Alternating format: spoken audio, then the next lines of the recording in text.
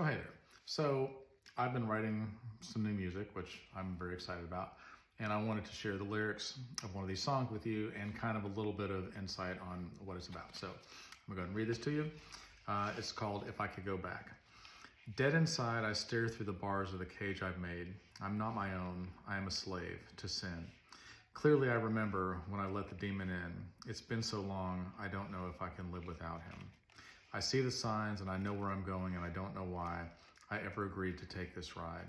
With my head buried in the sand, with my mind too numb to care, with demons screaming in my ears everywhere.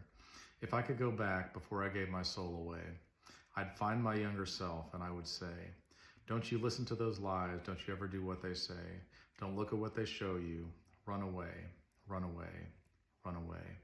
I'd tell me the pleasure isn't worth the pain. I'd tell me to fill my life with lots of good things, like following Jesus before it's too late. Even if they laugh at you, it's not a mistake. I see the signs and I know where I'm going, and I don't know why I ever agreed to take this ride. With my head buried in the sand, with my mind too numb to care, with demons screaming in my ears everywhere.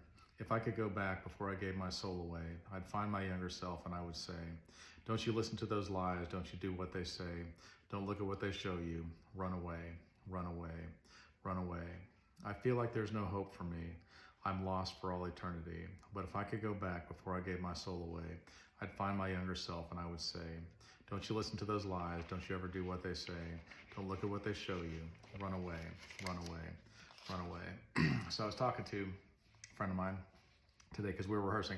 We've got a show on New Year's Eve, Angels Unaware with Eliminati, and so we're excited about that. But I was talking about this song. I said, I don't think it's ready to play live yet, but it's an interesting song. And so we were talking about the fact that when you get baptized into Christianity, right, then you give up your old life, you give up all the sin and the bad habits that you've been going through, you surrender your life to God, and you're like, and now I am giving you everything I've got, and I'm not taking it back, right?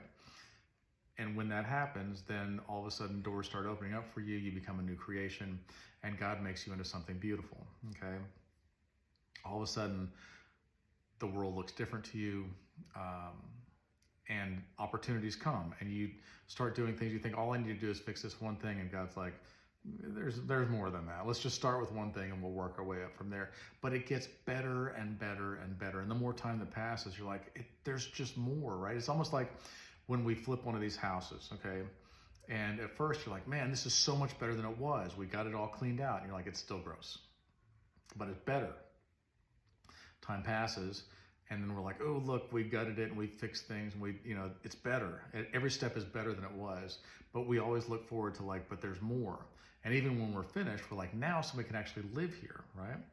And this work is completed. But what's interesting about that, okay, so clearly you can be baptized into Christianity, but we were talking about the fact that nobody talks about this, that you can be baptized into bad things too. You can be baptized into evil. You can be baptized into addiction. You can be baptized into lots of horrible things, okay?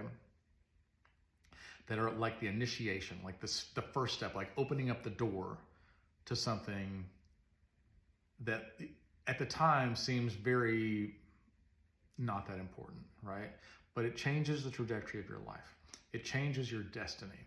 And I know thousands, tens of thousands, probably hundreds of thousands of drug addicts and alcoholics and all different kinds of addicts that all pretty much have a similar story. And they're like, this was the time that I crossed the line. This is the time that I went from,